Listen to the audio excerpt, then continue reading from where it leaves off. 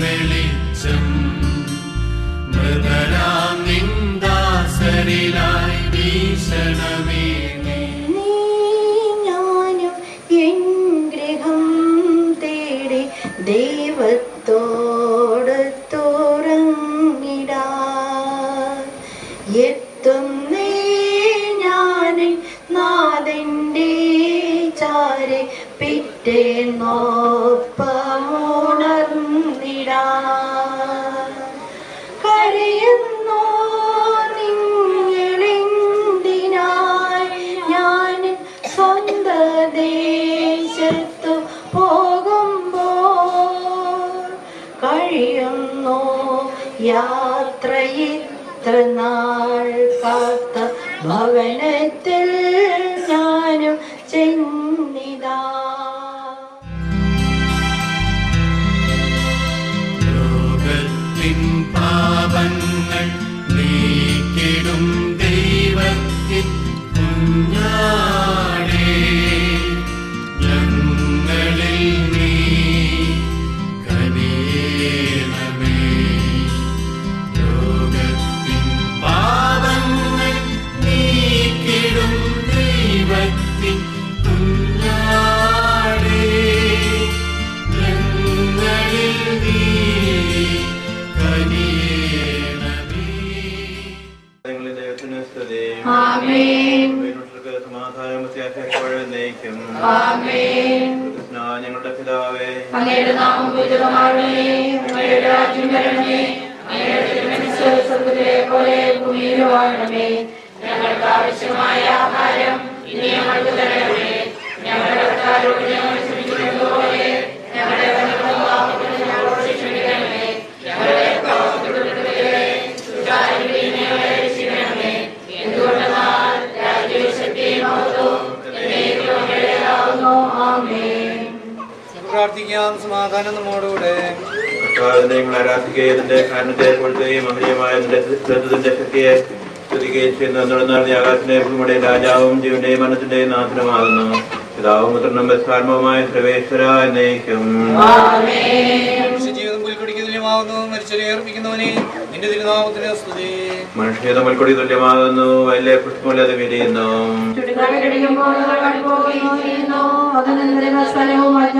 കർത്താവിനെ സ്നേഹിക്കുന്നതിന്റെ മേൽ എന്നും അവന്റെ അനുഗ്രഹം ഉണ്ടായിരിക്കും.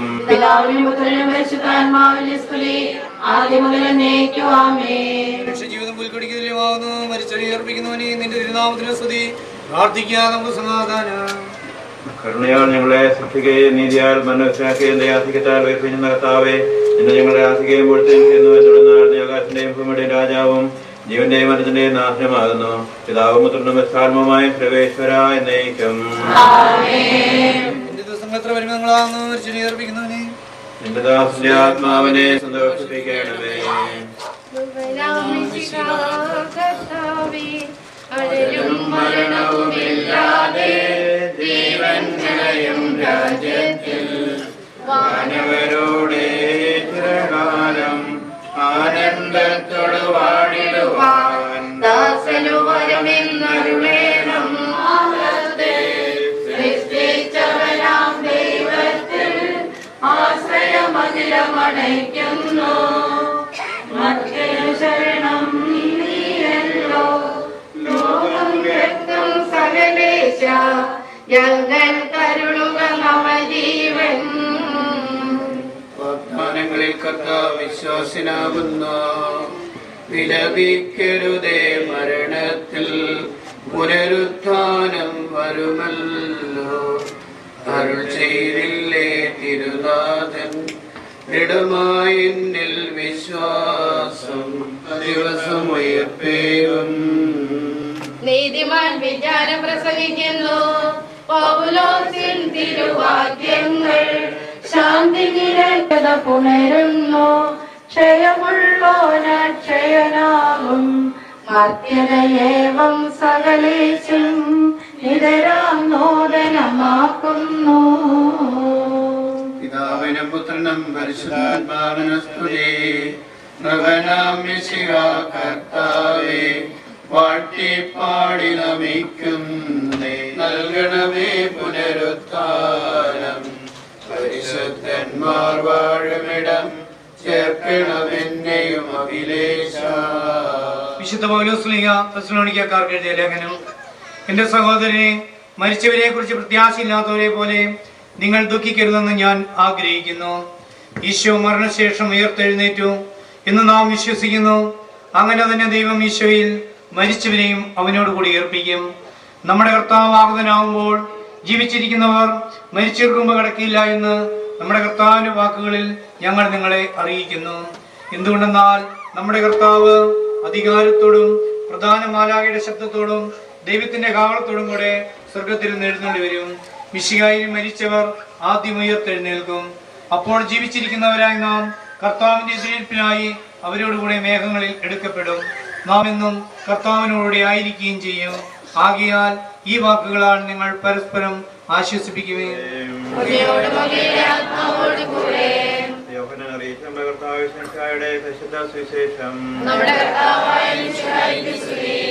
എന്റെ വചനം കേൾക്കുകയും എന്നെ അയച്ചവനെ വിശ്വസിക്കുകയും ചെയ്യുന്ന നിത്യനുണ്ട്. സത്യമായി ഞാൻ നിങ്ങളോട് പറയുന്നു, അവൻ വിധിക്ക് വിധേയനാവുകയില്ല. മരണത്തിൽ നിന്ന് അവൻ ജീവനിലേക്ക് പ്രവേശിച്ച് കഴിഞ്ഞിരിക്കുന്നു. സത്യമായി ഞാൻ നിങ്ങളോട് പറയുന്നു, മരിച്ചവർ ദൈവത്തിന്റെ ശബ്ദം കേൾക്കുകയും അത് കേൾക്കുന്നവർ ജീവിക്കുകയും ചെയ്യുന്ന സമയം അടുത്തിരിക്കുന്നു. അല്ല, അത് വന്നു കഴിഞ്ഞു. എന്തുകൊണ്ടെന്നാൽ ജീവന്റെ ഉറവിടമായ പിതാവ് തന്റെ ഏകത്തിന്റെയും ജീവന്റെ ഉറവിടമാക്കിയിരിക്കുന്നു. മനുഷ്യപുത്രനായതുകൊണ്ട് വിധികർത്താവാകാനുള്ള അധികാരം അവന് കൊടുത്തിരിക്കുന്നു. നിങ്ങൾ ഇത് വിസ്മയിക്കേണ്ട. എന്തുകൊണ്ടെന്നാൽ കല്ലറയുള്ളവർ അവന്റെ ശബ്ദം കേൾക്കുന്ന സമയം വരുന്നു. അപ്പോൾ നന്മ ചെയ്തവർ ജീവന്റെ ഉയർപ്പിനും തിന്മ ചെയ്തവർ വിധികൾക്കുമായി പുറത്തു വരും. ഈശോ മിശിഹായാൽ സ്നേഹിക്കപ്പെടുന്ന മാതാപിതാക്കളെ, സഹോദരി സഹോദരന്മാരെ, പുളക്കാട്ട് കുഞ്ഞേപ്പേട്ടൻ നമ്മളിൽ നിന്ന് വേർപിരിയുകയാണ്. കടന്നു പോകുന്നവർക്കെല്ലാം നന്മയുള്ള വാക്കുകളും പ്രാർത്ഥിക്കുക നമ്മുടെ ജീവിത ശൈലിയാണ്, ജീവിത രീതിയാണ്. അപ്രകാരം നമ്മോടൊപ്പം ജീവിച്ച് ജീവിതത്തിൻ്റെ എല്ലാ തലങ്ങളിലൂടെ കടന്നുപോയി ദൈവസന്നിധിയിലേക്ക് യാത്ര പുറപ്പെടുന്ന ഈ കുടുംബനാഥന് നമുക്ക് യാത്രാമംഗളങ്ങൾ ആശംസിക്കാം. കർത്താവിൽ വിശ്വസിക്കുന്നവന് മരണമില്ലെന്നും അവന് നിത്യജീവൻ ഉണ്ടെന്നും കർത്താവ് നമ്മെ പഠിപ്പിക്കുന്നു.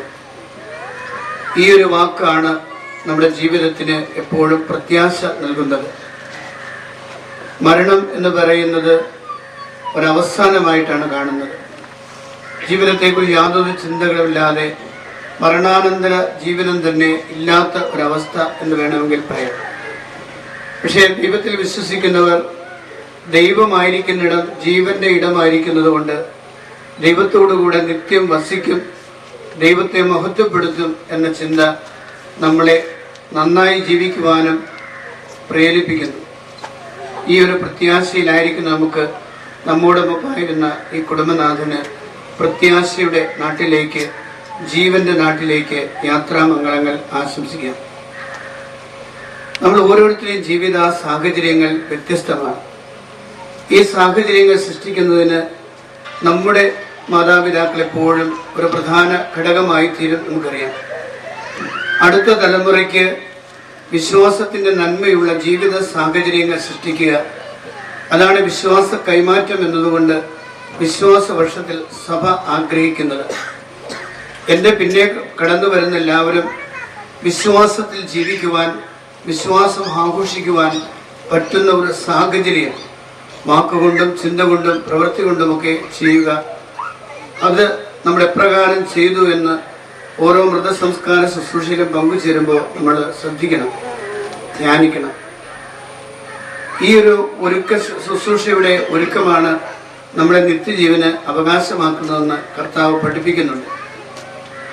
നമ്മോടൊപ്പമായിരുന്ന് വർഷങ്ങളോളം ജീവിച്ച കുടുംബനാഥൻ കടന്നു പോകുമ്പോൾ ഇവിടെ കൂടിയിരിക്കുന്ന നമ്മളെ എല്ലാവരെയും കാണും ഒത്തിരിയേറെ ദുഃഖത്തിൻ്റെ നൊമ്പരങ്ങളുടെ വഴികളിലൂടെ കടന്നുപോയ ഒരു കുടുംബനാഥനാണ് അദ്ദേഹം. ദാരിദ്ര്യത്തിന് മാത്രമല്ല, മക്കളുടെ വിയോഗം മൂലവും ഒക്കെ ഒത്തിരിയേറെ നൊമ്പരങ്ങൾ അനുഭവിക്കുകയും ആ നൊമ്പരങ്ങളെല്ലാം ദൈവസന്നിധിയെ സമർപ്പിക്കുകയും ചെയ്തു.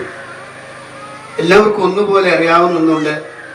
ഞേപ്പേട്ടൻ കള്ളുകുടിക്കും ഇങ്ങനെയൊക്കെയാണെങ്കിൽ പോലും അദ്ദേഹം വൈകുന്നേരങ്ങളിൽ പോലും ഒടുകുത്തി പിടിച്ച് വീട്ടിലോട്ട് പോരുമ്പോൾ വീട്ടിനടുപ്പിൽ നിന്നും പുകയണം, അരി ഉണ്ടാകണം, ആഹാരം ഉണ്ടാകണം എന്നാഗ്രഹിച്ച ഒരു മനുഷ്യനാണ്.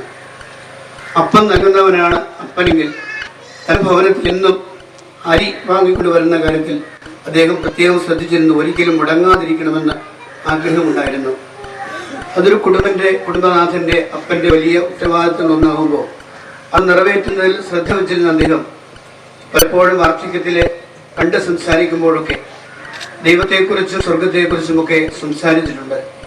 വാർദ്ധക്യത്തിലേക്ക് കയറുമ്പോഴല്ല, എങ്കിലും വാർദ്ധക്യത്തിലെത്തുമ്പോഴാണ് സ്വർഗത്തെക്കുറിച്ച്, നന്മയുള്ള ജീവിതത്തെക്കുറിച്ച്, ഭാവിയിൽ വന്ന നൊമ്പരങ്ങളെ ദൈവത്തിന് സമർപ്പിക്കുന്നതിനെ കുറിച്ചൊക്കെ കൂടുതൽ ബോധവാന്മാരാകുക.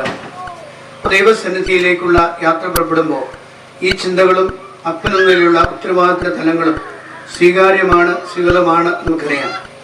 എങ്കിൽ പോലും ജീവിതത്തിലെ പരിപരത്തെ യാഥാർത്ഥ്യത്തിലൂടെ കടന്നുപോയപ്പോൾ ആഗ്രഹിച്ചതുപോലെയൊക്കെ ജീവിക്കാനും സ്വപ്നങ്ങൾ ഫലമണിയാതെ വരുമ്പോഴുമൊക്കെ നൊമ്പരങ്ങളും ദൈവനിഷേധങ്ങളും ഒക്കെ ജീവിതത്തിൽ ഉണ്ടാകാം. ഈ തലങ്ങളെ കണ്ടുകൊണ്ടാണ് സഭയുടെ പ്രാർത്ഥന സഭ ആവശ്യപ്പെടുന്നത്. എന്നും മുട്ടുകുത്തുകയും നെറ്റിയിൽ കുരിശു വരയ്ക്കുകയും ചെയ്ത ഈ കുടുംബനാഥൻ നിന്റെ സന്നിധിയിലേക്ക് പുറപ്പെടുമ്പോൾ യാതൊരു പ്രതിസന്ധികളും പ്രതിബന്ധങ്ങളും ഉണ്ടാകാതെ നിന്നോട് ചേർക്കപ്പെടാൻ ഞങ്ങളുടെ പ്രാർത്ഥനകൾ സമർപ്പിക്കുന്നു. നമ്മുടെ പ്രാർത്ഥനകൾ മരണമടഞ്ഞവരോട് എന്നതുപോലെ ജീവിച്ചിരിക്കുന്നവരോടുള്ള ഉത്തരവാദിത്തമായി കാണണം. ഈ കുടുംബത്തിന് വേണ്ടി ദൈവത്തിന്റെ സ്വരം ശ്രമിക്കാനും ജീവിക്കാനും ഉള്ള കൃപ ഈ ഭവനത്തിന്റെ മേൽ അധികമായി നൽകണമേ എന്ന് ആഗ്രഹിച്ച് ഈ ശുശ്രൂഷയിൽ നമുക്ക് പങ്കുചേരാം. നിത്യാനന്ദത്തിന്റെ തുറമുഖത്ത് സുരക്ഷിതമായി എത്തിക്കുവാൻ നിന്റെ പരിശുദ്ധ ദൂതന്മാരെ നിയോഗിക്കണമെന്നോട് ഞങ്ങൾ പ്രാർത്ഥിക്കുന്നു. അകൽത്തായി നിന്റെ മൂല്യമായ രക്തം നിരീക്ഷിച്ച് ഈ ആത്മാവിന്റെ അപരാധങ്ങളും കടങ്ങളും ക്ഷമിക്കണമെന്ന് നിന്നോട് ഞങ്ങൾ പ്രാർത്ഥിക്കുന്നു. സർവശക്തനും പിതാവുമായ ഏകദൈവത്തിൽ ഞങ്ങൾ വിശ്വസിക്കുന്നു. ദൈവത്തിന്റെ പുത്രനും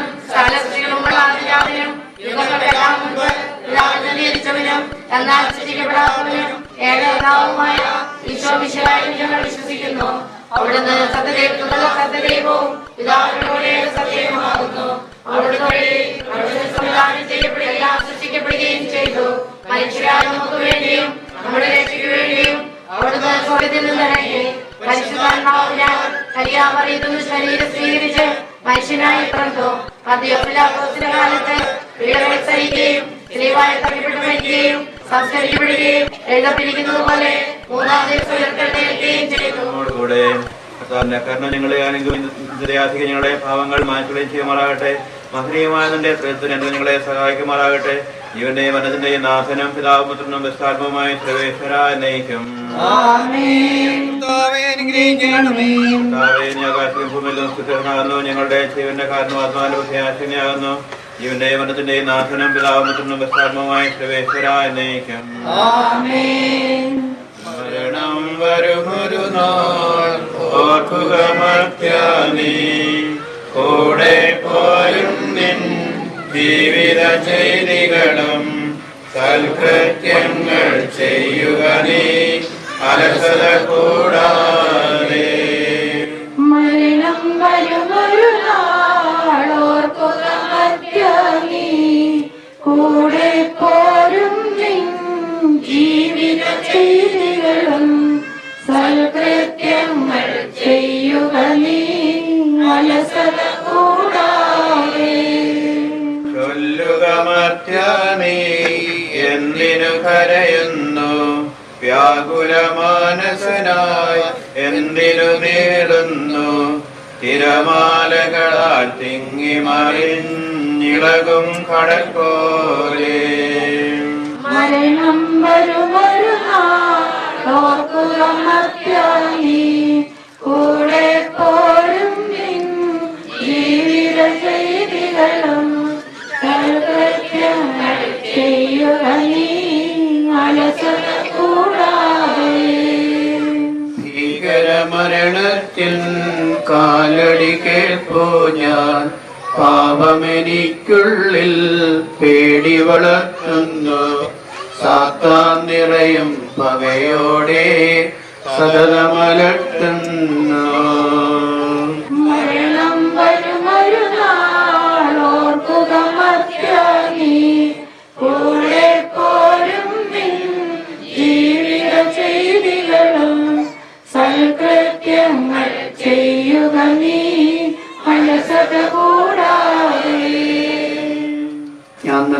യുദ്ധം ചെയ്തു. ഞാൻ എൻ്റെ ഓട്ടം പൂർത്തിയാക്കി, എൻ്റെ വിശ്വാസം ഞാൻ സംരക്ഷിച്ചു. അതിനാൽ നീതിയുടെ ന്യായാധിപനായ കർത്താവ് ഈ ദിവസം നീതിയുടെ മുടി എന്നെ അണിയിക്കുമാറാകട്ടെ. ദൈവത്തിനെ പ്രവേശിപ്പിക്കുമാറാകട്ടെ.